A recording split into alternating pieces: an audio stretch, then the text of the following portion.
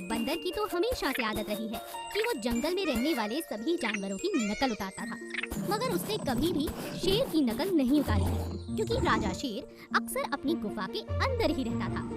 एक दिन राजा शेर का जंगल में घूमने का मन हुआ।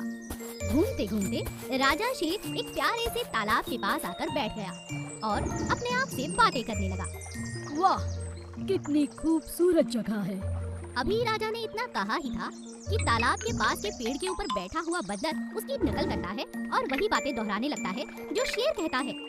कितना सुंदर नजारा है। ये कौन बोला? ये कौन बोला? बंदर ने फिर से उसकी नकल उतारी। राजा शेर परेशान होकर खड़ा हो जाता है। कौन है ये बदतमीज? कौन है ये बदतमीज? मैं तुम्हें छोड़ूंगा नहीं। बंदर, तुम्हारी ये हिम्मत अभी बताता हूँ। बंदर, हाँ, मैं तुम्हें अभी बताता हूँ। ऐसा कहकर बंदर उछलता हुआ दूसरे पेड़ और दूसरे से तीसरा पेड़ ऐसा करता करता जंगल के बीचों बीच तुरंत पहुँच जाता है। राजा शेर को इस बात पर बहुत गुस्सा आता है। कल आना, कल तो तुझे जिंदा चबा डालूंगा। राजा को बंदर की ये हरकत बिल्कुल पसंद नहीं आई। ये सब होता हुआ मगरमच्छ पानी के अंदर अंदर बैठा देख रहा था। अचानक थोड़ी देर बाद राजा शेर वहाँ से गायब हो जाता है और बंदर वापस लौट आता है। मगर ये क्या, बंदर के हाथ पर चोट लग गई थी। ये ना जाने किसकी नजर लग गई मेरे हाथों पर। मजे से लटक कर जा रहा था, कांटे वाली झाड़ियों में फंस गया। अरे वैद्य कहाँ हो?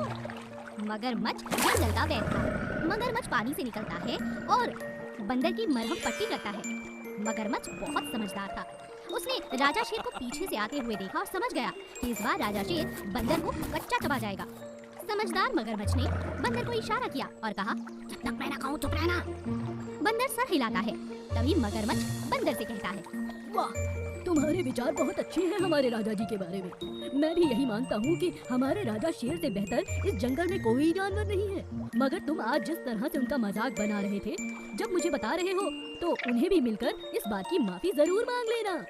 अपनी बड़ाई सुनकर राजा शेर बहुत प्रसन्न हो जाता है और चुपचाप वहाँ से निकल जाता है।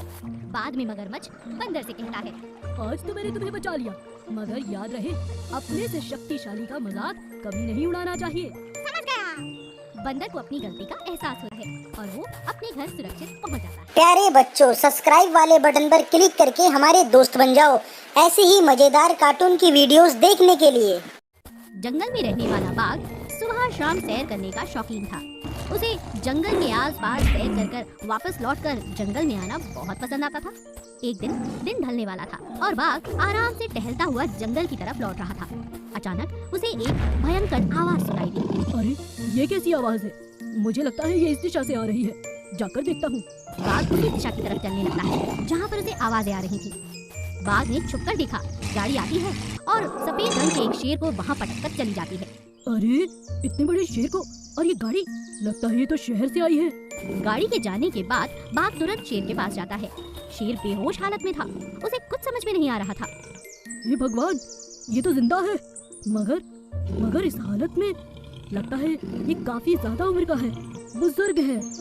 बाघ तुरंत अपने जंगल लौट कर आता है। रास्ते में उसे बड़ा हाथी मिलता है। उसे वो सारी बात बताता है। हाथी बाघ से कहता है, तो हमें तो उसकी मदद करनी चाहिए। चलो चलो चलो, मैं तुम्हारी मदद करता हूँ। हाथी और बाघ मिलकर सफेद शेर को अपने जंगल तक ले आते हैं। दिन रात सफेद शेर की सेवा करना अब बाघ और हाथी का नियम बन चुका था। मुझे बहुत चिंता है, ये ठीक कब होगा? बाघ कहता है, मुझे लगता है कुछ ही दिनों में इसे होश जरूर आ जाएगा। धीरे धीरे इलाज चलता रहा और एक दिन सफेद शेर को होश आ गया। पूछने पर सफेद शेर ने अपनी आपबीती बताई। आप सभी का बहुत बहुत शुक्रिया। आज मैं जिंदा हूँ तो बस आपके कारण।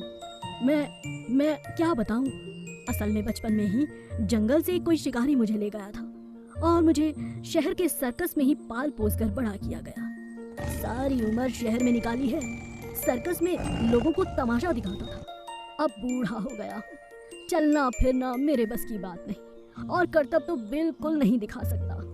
इसीलिए वो लोग मुझे यहाँ छोड़ गए। मैं अब जीना नहीं चाहता, मैं तुम पर बोझ बनना नहीं चाहता, मैं यहाँ से चला ही जाता हूँ। बाघ हैरान हो जाता है और शेर से कहता है, नहीं नहीं, तुम्हें कहीं जाने की जरूरत नहीं है, तुम मेरे दोस्त हो, तुम यहीं रहोगे। तभी हाथी कहता है, बिल्कुल सही कहा, हमारे जंगल में इतना बुजुर्ग उम्र का कोई भी जानवर नहीं है। आप हमारे बुजुर्ग हैं, आप यहाँ पर जब तक चाहे रह सकते हैं। इतना प्रेम देखकर सफेद शेर वहीं रहने का अपना मन बना लेता है और उन्हें गले लगा लेता है। और एक बार उसे फिर से मौका मिलता है कि वो एक जंगल का जानवर होते हुए जंगल में रहे और जंगल में रहने के जीवन का आनंद ले।